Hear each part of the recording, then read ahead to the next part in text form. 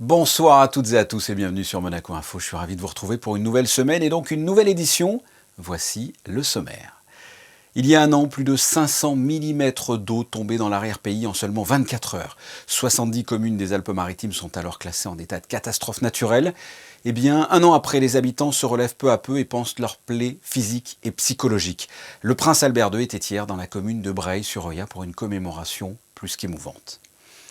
La 14e conférence des présidents de Parlement des petits États d'Europe se déroule ce lundi et mardi au Monténégro. Nous reviendrons dans cette édition sur les ambitions et les thématiques abordées lors de cette conférence à laquelle participe Monaco.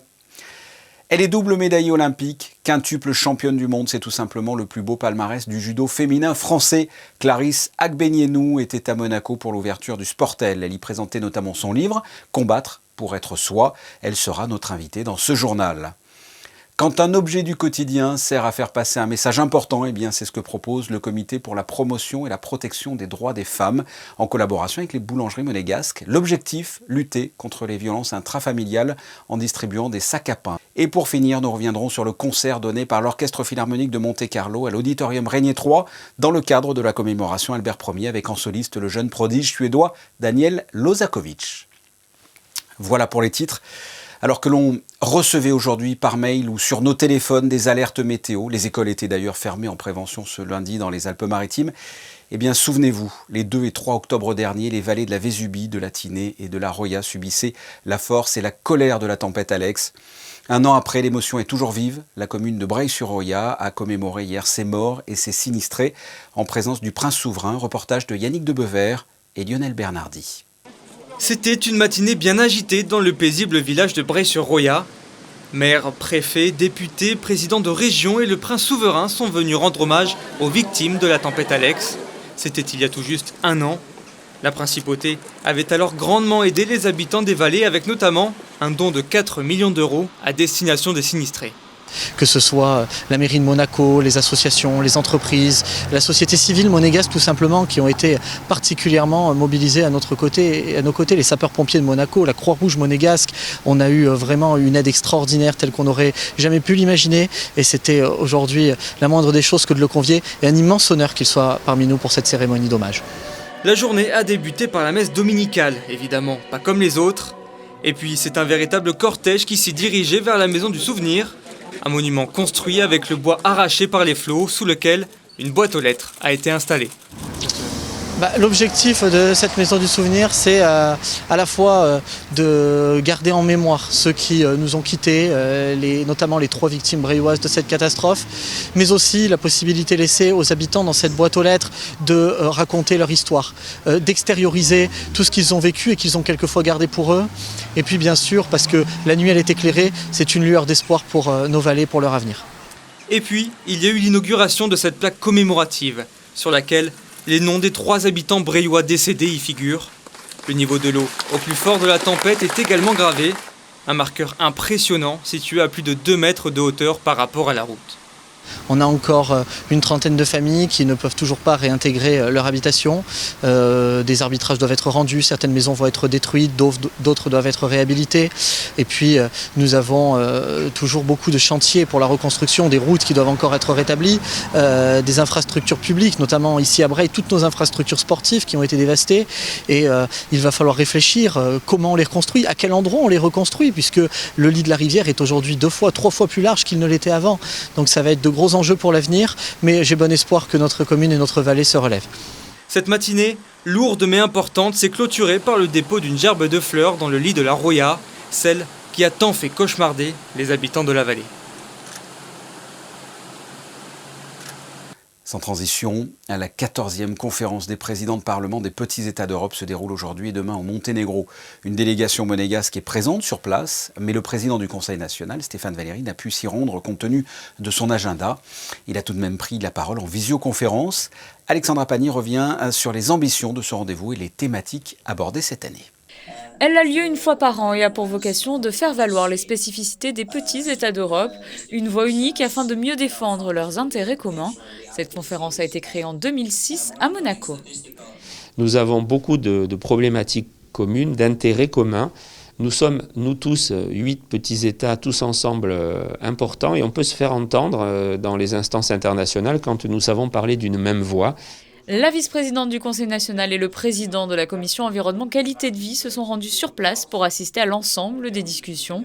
L'actualité monégasque et le vote du budget rectificatif de l'État pour 2021 ont retenu Stéphane Valéry, mais le président du Conseil national a tenu à s'exprimer en visioconférence, notamment sur la question de la modernisation qu'a entraîné la crise sanitaire actuelle au sein des petits États. Donc on a beaucoup échangé sur la façon dont les parlements ont accompagné leur gouvernement pour faire face à cette crise et la gérer le mieux possible. J'ai pu présenter l'exemple monégasque. Je crois que les experts disent aujourd'hui que le monde, les entreprises, les États ont gagné 7 ans, 7 années dans la rapidité du recours au télétravail, dans la rapidité du recours effectivement à ces moyens de communication numériques. Donc oui, c'est d'ailleurs le seul aspect positif de cette crise, c'est qu'elle nous a tous obligés à accélérer la transition numérique. En juin 2022, Monaco accueillera la 15e conférence des présidents de parlement des petits États d'Europe. L'occasion de recevoir les parlementaires et les chambres de commerce des pays comme à l'accoutumée, mais également pour la première fois les offices de tourisme, une nouveauté qui a pour ambition de développer les relations économiques et touristiques entre ces pays. On passe au premier point sur l'information. On vous retrouve Christine Datomel avec une page de sport et une victoire supplémentaire en foot pour Monaco, et ce pour le compte de la 9e journée de championnat. Effectivement, après une victoire poussive à Clermont, les Monégasques avaient à cœur de confirmer à domicile. Et c'est chose faite. L'AS Monaco s'est imposé face aux Girondins de Bordeaux, 3-0 dimanche après un début de match sous la pluie. En ouvrant le score, Aurélien Tchouaméni a brillé lors de cette rencontre face à son club formateur. 2 autres joueurs monégasques se sont aussi démarqués en réalisant les 2 autres buts. Il s'agit de Golovin et Ben Yedder. Prochain rendez-vous, le 16 octobre, les Rouges et Blancs affronteront les Lyonnais. Après le football, un mot de basket à présent, Christine. Les Monégasques se sont rendus à Paris à l'occasion des championnats de France. Les hommes de Coach Z affronteront Boulogne-Levallois ce mardi à 20h30. Pour rappel, Boulogne-Levallois avait perdu largement lors de sa dernière rencontre face à Le Mans, alors que la Roca Team s'était imposée face à Roanne ce samedi. Le monégasque Vincent Terrier a été sacré au Frenchman Triathlon, une compétition qu'il a dominée de bout en bout. Et oui, le triathlète de l'AS Monaco Triathlon a remporté l'épreuve phare de la compétition qui se déroulait sur la commune d'Ourlin ce samedi. Vincent Terrier s'est logiquement imposé ce samedi peu avant 17h sur XXL longue distance, coupant la ligne après 8h17 et 1 seconde d'effort.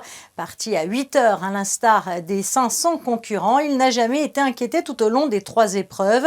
Il est sorti des 3 km 800 de nage en 2e position avant de prendre la tête lors des 180 km de vélo et de conserver son avance lors du marathon et les 42 km de course à pied. Merci Christina, on vous retrouve dans quelques instants, mais on reste dans le domaine sportif avec le Sportel qui a débuté hier et qui s'achèvera jeudi. Le grand rendez-vous au Grimaldi Forum qui réunit champions et médias. Et puisque l'on parle de champions, qui de mieux qu'une double médaillée olympique? Et oui, 2 médailles d'or au dernier JO en judo. Elle était auparavant 5 fois championne du monde. Clarisse Agbenienou, bonsoir. Bonsoir. Avant d'aborder votre aventure aux Jeux Olympiques, j'aimerais que l'on revienne en arrière. Pourquoi cette passion pour ce sport-là, le judo? C'est vrai que c'est le sport qui m'a accueillie, où on s'est choisi, je dirais ça comme ça. Quand j'étais plus jeune, j'avais beaucoup d'énergie, je faisais beaucoup de sport. Et la directrice de mon école a demandé à mes parents de m'inscrire à un sport de combat parce que j'avais trop d'énergie et qu'ils n'arrivaient pas à me canaliser. J'avais vu un petit peu de judo à l'école, on en avait fait un peu. J'ai dit à mes parents, j'ai bien aimé, j'aimerais bien m'inscrire. Et voilà, je suis tombée amoureuse de ce sport. Et d'où vous vient cette soif de victoire, ce goût pour la gagne? Parce que, on peut le dire, vous êtes une battante. Je suis une grande prématurée avec mon frère jumeau. Et je me suis battue pour vivre. Et je pense qu'à chaque fois, je dis c'est mon talent, le fait d'avoir survécu, d'avoir ressuscité. Ça me permet au quotidien de me battre pour des choses qui en valent la peine et qui m'animent. On passe au JO à présent, double médaillé d'or il y a quelques mois à peine. Hein. Comment vit-on la notoriété, même si on vous connaissait déjà avant, comment on vit la notoriété d'une double médaillée d'or? C'est facile? Alors je vous avoue que c'est sport. Après moi je pense que du moment que les interlocuteurs et les personnes qui viennent nous voir et nous demandent des autographes sont tout aussi souriants que nous, tout se passe très bien. Après c'est vrai que c'est très fatigant parce que c'est une autre source de fatigue, c'est une autre demande, une autre attention dont on n'a pas l'habitude de faire et d'avoir. Mais c'est pour moi un moment de partage qui me fait du bien, qui me tient à cœur. C'est vrai que je suis parfois fatiguée, mais quand on arrive à trouver le temps, c'est quelque chose de très agréable. Et c'est une super revanche, hein. Vous tombez en finale individuelle face à celle qui vous a battu à Rio. Et surtout, c'est votre première médaille d'or au JO. C'est la seule chose qui manquait à votre palmarès. Ça a dû être un moment incroyable, je suppose. Alors oui, c'est vrai que c'est une belle revanche. Quand tout s'est passé si vite cette journée-là, vite et à la fois doucement. Et quand j'ai vu la japonaise perdre dans les tours d'élimination, je me suis dit oh là là, tout va commencer à se chambouler. Est-ce que la Slovène va réussir à aller en finale parce qu'elle a eu des années compliquées. Puis on sait que le judo, parfois ça peut s'avérer difficile. Et là, quand j'ai vu qu'elle était en finale contre moi, je me suis posé des questions et je me suis dit, et j'ai eu un rictus et je me suis dit, mais c'était évident. Mais ça a été pour moi un moment incroyable, magique. Je pense que je ne peux même pas le toucher, le déterminer. Il faut le vivre pour y croire. J'ai été contente d'avoir fait ce combat contre elle dans ces phases finales pour les Jeux Olympiques. Sans parler de la médaille d'or en équipe mixte, avec un combat incroyable en ce qui vous concerne. Hein. Je voudrais que l'on revienne d'ailleurs là-dessus, parce que vous combattez une judokate qui en poids est dans la catégorie au-dessus et qui est aussi championne olympique en individuel dans sa catégorie. Sur le papier, c'est pas gagné. Sur le papier, c'est pas gagné du tout. Et vous le gagnez. Surtout que c'est... oui, c'est vrai que sur les par équipe aux Jeux Olympiques, ça a été un moment incroyable. On a vécu des choses très très fortes. Je vous avoue que ça n'a pas été facile de se remobiliser, de retourner au combat en sachant que ça a été un moment long, difficile individuellement. C'est une médaille que j'attendais depuis des années. Donc forcément, j'y ai laissé beaucoup d'énergie. Et niveau sportivement, vraiment en tant qu'athlète, c'est une chose que j'ai fait qui a été incroyable, d'aller chercher ce point chez la championne olympique dans la catégorie au-dessus. Je pense que c'était vraiment mes Jeux Olympiques, c'était vraiment mes jours, quoi. Une question se pose maintenant. La suite, comment est-ce que l'on arrive, une fois que l'on a tout gagné, à se remettre en question et se remotiver? C'est vrai que j'aimerais quand même accumuler ce que j'ai vécu moi en tant que porte-drapeau, à être là pour les uns et les autres en tant que sportive. Et ça a été un moment vraiment de partage. J'ai adoré partager avec les sportives et avoir le temps plein pour nous et pour pouvoir emmener cette belle équipe de France au plus haut niveau. Donc j'aimerais quand même emmener cette énergie-là qu'on a vécue vraiment entre sportifs, avec nos familles, avec notre public, avec nos sponsors. Je pense que ce sera vraiment un moment magique. Donc avant toute chose, avant de me dire sportivement, oui, c'est quelque chose que j'ai déjà vécu, j'aimerais vivre ces Jeux vraiment un rassemblement total. Clarisse, j'ai été ravi d'être avec vous aujourd'hui. Merci d'avoir répondu à mes questions. Merci à vous. On referme cette page sport. Le comité pour la promotion et la protection des droits des femmes et les boulangeries monégasques s'associent pour lutter contre les violences intrafamiliales en distribuant des sacs à pain sur lesquels figurent les numéros d'aide et d'urgence disponibles en principauté. Reportage de Julia Vial. Ces nouveaux sacs à pain ressemblent à ça. Il y a un slogan, la violence n'a pas de place dans nos vies, et les numéros d'urgence à appeler si vous avez besoin d'aide. L'opération de sensibilisation aux violences faites aux femmes a débuté ce matin dans 3 boulangeries monégasques. Votre baguette banette sera délivrée tous les jours dans ce sac à pain. D'accord. Voilà, en fait c'est juste pour un petit message pour la violence faite aux femmes et sensibiliser les gens. Ce sac à pain, objet utilisé dans la vie quotidienne, va permettre de toucher un très grand nombre de personnes. Il y a une logique aussi de prévention, puisque en achetant un sac à pain, on peut finalement avoir ce sac qui est dans les foyers et du coup ça peut susciter aussi des échanges dans les familles au sujet de la violence faite aux femmes. Les boulangeries Costa, L'Épidore et Mulot ont tout de suite accepté de participer à cette opération. Tout simplement pour apporter notre modeste contribution à cette cause, qui touche beaucoup plus de gens que ce qu'on peut s'imaginer. Et si ça ne va pas révolutionner les choses, je pense que ça va aider les personnes qui en ont besoin. Ça nous a semblé logique, puis étant toute la journée entouré de vendeuses dans la boulangerie, pour nous, le droit des femmes, c'était quelque chose d'important.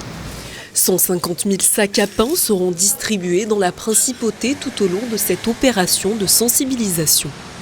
Sachez que la journée internationale pour l'élimination de la violence à l'égard des femmes aura lieu le 25 novembre. Là aussi, il y aura une distribution de sacs à pain dans les boulangeries qui participent à l'opération.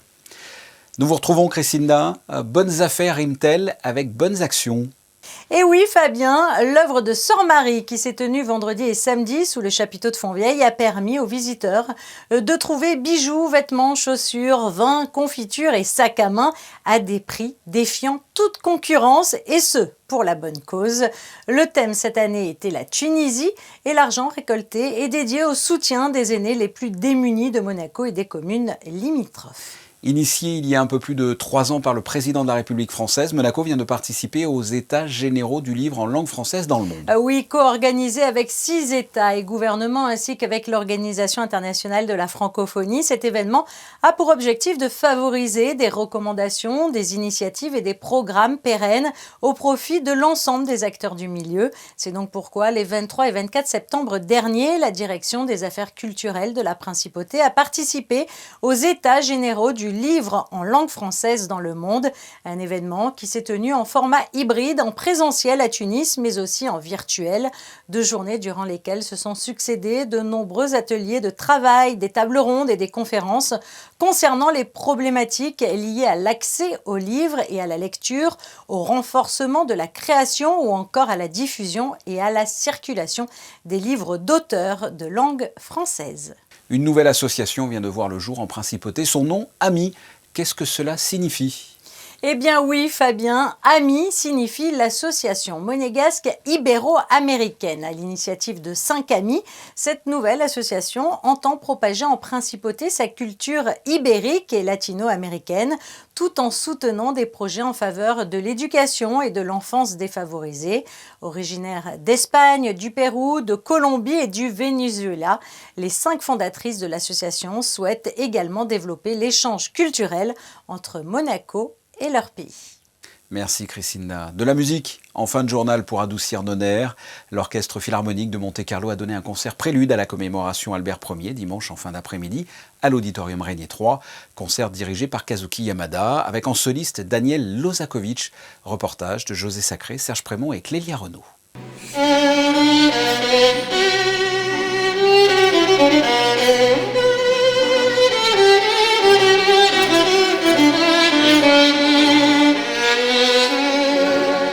Âgé de 20 ans, le violoniste virtuose Daniel Lozakovitch interprète le concerto pour violon numéro 3 de Camille Saint-Saëns. C'était le 3 octobre à l'Auditorium Régnier 3, un concert en prélude à la commémoration Albert Ier, un prince passionné de science et de culture qui a suscité de nombreuses créations, notamment musicales. Parce que par-delà la musique, Albert Ier et Saint-Saëns partageaient une même vocation et un même goût pour la science.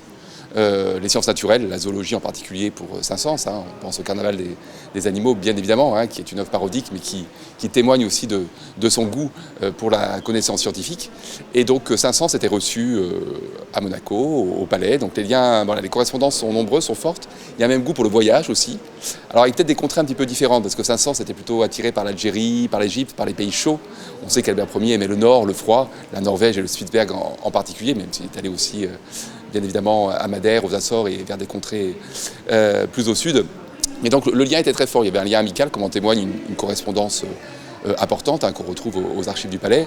Et donc bien évidemment, sans faire de jeu de mots, mais ce lien, cette union fait sens, en particulier en ce dernier trimestre 2021, puisqu'on célèbre en décembre le centenaire de la disparition de Camille Saint-Saëns, et un peu en avance, prélude à la commémoration, très beau titre de l'orchestre.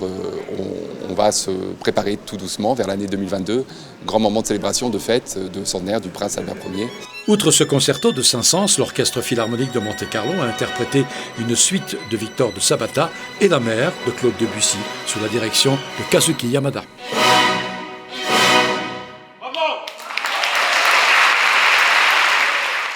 Prochaine date pour l'Orchestre Philharmonique de Monte-Carlo, le dimanche 10 octobre, dans la salle Garnier avec pour thème l'âge d'or du baroque. Parlons du temps à présent. Y a-t-il une amélioration pour demain ? Avant l'aube du mardi, des orages et des averses seront encore au programme, Fabien. En matinée, le temps sera par contre couvert avec parfois quelques éclaircies qui subsisteront l'après-midi. La journée sera en partie ensoleillée. Du côté du thermomètre, il fera 15 degrés le matin et 22 degrés l'après-midi. Le soleil se lèvera à 7h30 et se couchera à 19h07. Mardi 5 octobre, nous fêterons les fleurs. La Sainte Fleur, une sainte née en Auvergne au XIVe siècle, connue notamment pour son humilité. La suite de vos programmes sur Monaco Info, mais avant cela, comme chaque jour, vos photos de fin de journal. Nous avions comme invité aujourd'hui la championne olympique Clarisse Agbenienou qui participe au Sportel. Retour donc sur ce rendez-vous qui réunit sportifs et médias depuis de nombreuses années. Ce sont des clichés pris par Michael Alési. Et ça me permet de vous dire que nous aurons un mardi en invité, entre autres Laurent Pionce qui reviendra sur l'organisation du Sportel et les temps forts de cette édition 2021. On se retrouve demain, même heure, et ce sera un grand plaisir en ce qui me concerne. Merci de votre fidélité. À très bientôt. Au revoir.